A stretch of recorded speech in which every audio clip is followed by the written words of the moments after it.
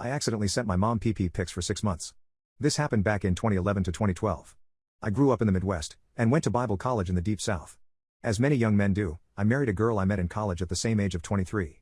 The will of God is that all men marry young, live with virility, and knock out 3 to 5 babies before the age of 30. Baptize and repeat.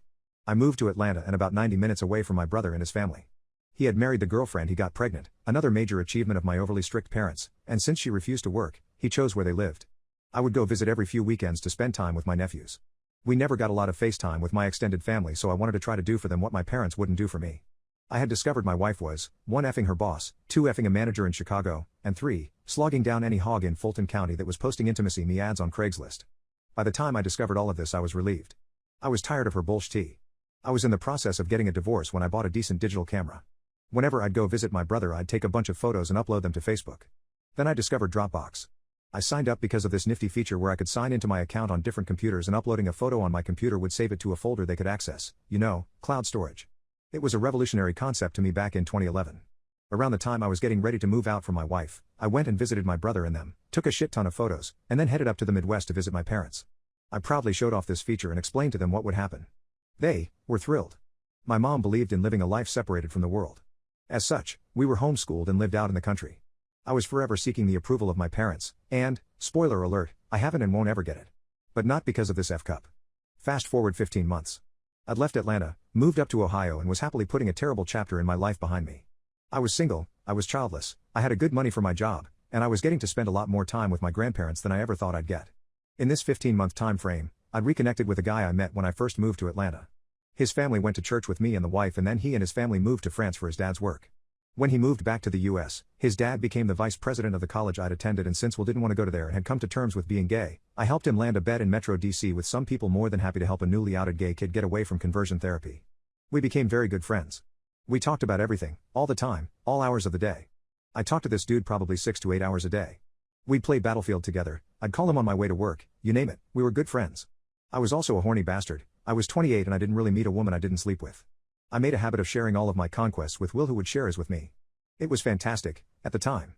I had been in Ohio for about 8 months, taking photos, posting them to Instagram and hashtagging the shit out of them, trying to become social media famous. Enter Jennifer, a woman Hillary Clinton would call nasty. She was amazing, still is. She started liking all my photos and vice versa. It built over the course of a few weeks, but at some point one of us messaged the other and we got to talking. She'd been engaged for going on 8 years and wasn't happy. I, being on the good side of a bad relationship, was more than happy to be there for her.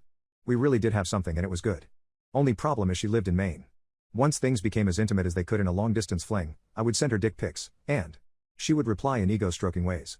She was not a picture sender though, which would ultimately work to her advantage. I would take screenshots of what she said to me and send them to Will. Blowing and going. I don't know when exactly, but at some point I downloaded the Dropbox app to my iPhone and discovered another new amazing feature. Take a photo and it automatically uploads to Dropbox. Wow, is technology amazing. I think you see where this is going. I had completely forgotten that I was signed in on my mom's laptop. It was probably 6 to 8 weeks of taking screenshots of sexting and sending Jennifer dick pics. I knew the photos were uploading to Dropbox, but I couldn't figure out why the uploads kept failing. I'd eventually get them in, but it kept happening.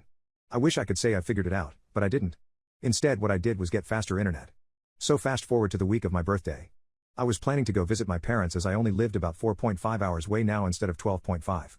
My mom has this way of dropping nuclear bombs on baby showers. Innocent conversations dogtail hard to the left out of nowhere.